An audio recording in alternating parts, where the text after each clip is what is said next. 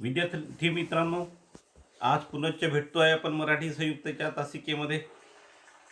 यामध्ये प्रश्न क्रमांक 4 स्वमत कृती आपल्याला करायची आहे.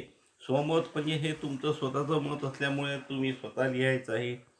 कवीला काय करावेसे वाटते, काय काय करावेसे वाटते ते कवितेच्या आधारे तुमच्या शब्दात लिहा. अंधार आणि प्रकाश या दोन संकल्पनांचा तुम्हाला समजलेला अर्थ सुधारण स्पष्ट करा.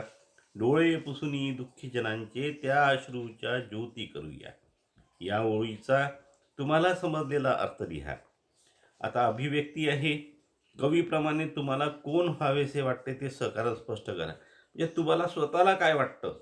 अभिव्यक्ती म्हणजे तुमचे स्वतंत्र स्वतःचे विचार तुम्ही प्रगट केले पाहिजे, असं या ठिकाणी अभिप्रेत आहे.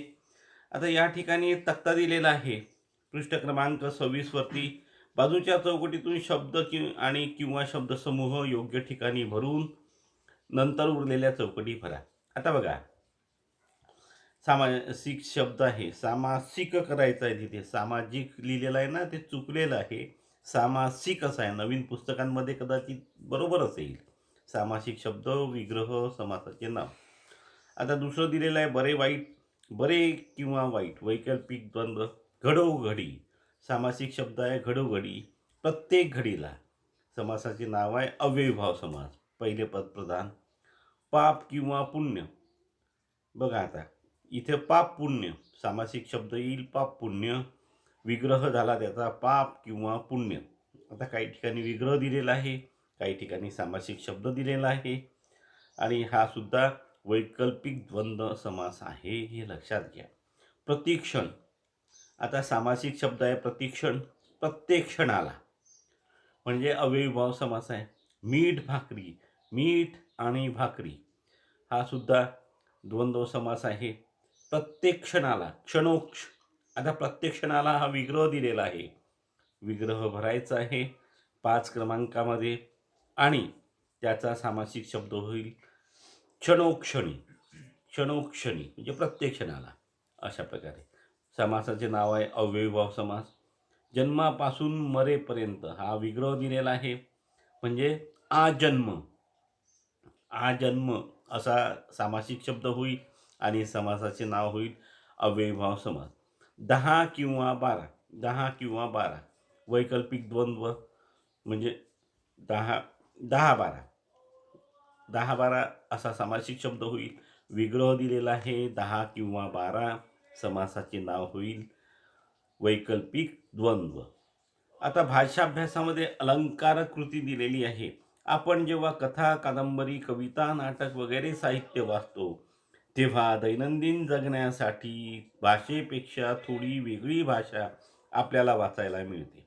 आपल्याला साहित्य वाचताना आनंद मिळवून देण्यात त्या मराठी भाषेचा मोठा वाटा आहे. दैनंदिन व्यवहारातील भाषेपेक्षा साहित्याची भाषा वेगळी ज्या घटकांमुळे ठरते त्यातील एक घटक म्हणजे अलंकार. अलंकार भाषेचे सौंदर्य कसे खुलवतात हे आपल्याला काही उदाहरणे देऊन पाहायचे आहे. अलंकाराचे 2 मुख्य प्रकार आहेत.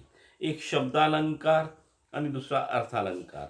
शब्द चमत्कृतीमुळे जेव्हा भाषेला सौंदर्य प्राप्त होते तेव्हा त्याला शब्द अलंकार असे म्हणतात आणि अर्थचमत्कृतीमुळे जेव्हा भाषेला सौंदर्य प्राप्त होते तेव्हा त्याला अर्थालंकार असे म्हणतात.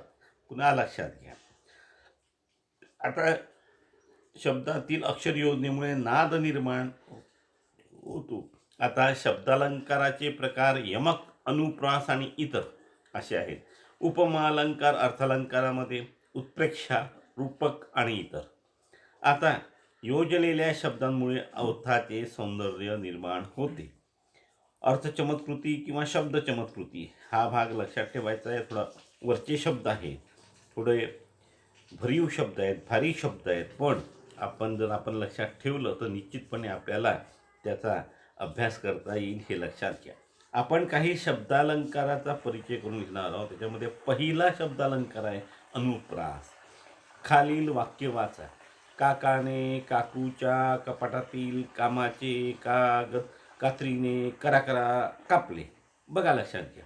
आता काय झालं क क क क क क काकाने काकाच्या कपाटातील कामाचे कागद कात्रीने करा कापले.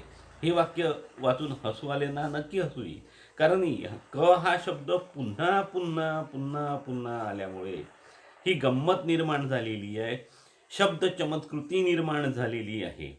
आता खालील ओळी वाचा. गडद निळे जलद भरून आले. बोरकरांची ही कविता आहे, बाळकृष्ण भगवंत बोरकरांची. या कवितेत गडद नळ अशा ध्वनींची पुनरावृत्ती झाली आहे. गडद निळे बघा, जलद भरून आले. त्यामुळे कवितेत एक नाद निर्माण झालेला आहे. कविता वाचताना किंवा ऐकताना त्यातील नादामुळे कविता ऐकण्याचा आनंद मिळतो, आनंद प्राप्ती होते. अशा वेळी तिथे अनुप्रास अलंकार होतो, हे लक्षात घ्या. एखाद्या वाक्यात किंवा कवितेच्या चरणात, चरण म्हणजे ओळ, कवितेच्या ओळीला चरण असं म्हणतात. एकाच अक्षराची पुनरावृत्ती होऊन त्यातील नादामुळे जेव्हा त्या वाक्याला वा कवितेला सौंदर्य प्राप्त होते, तेव्हा अनुप्रास हा अलंकार होतो. खालील ओळी कोणत्या ध्वनींची पुनरावृत्ती झालेली आहे? बघा, खालील ओळ दिलेली आहे. हटातटाने पटा रंगवणे जटाधरिसी काशिरी.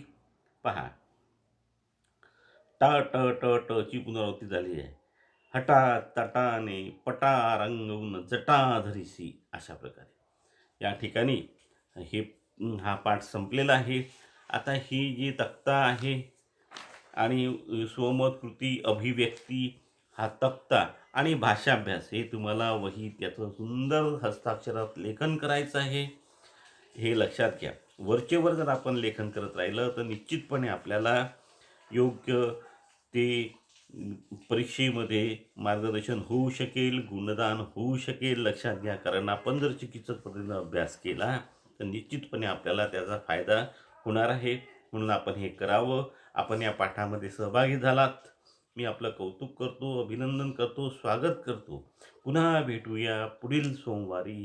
तोपर्यंत जय हिंद, जय महाराष्ट्र, नमस्कार.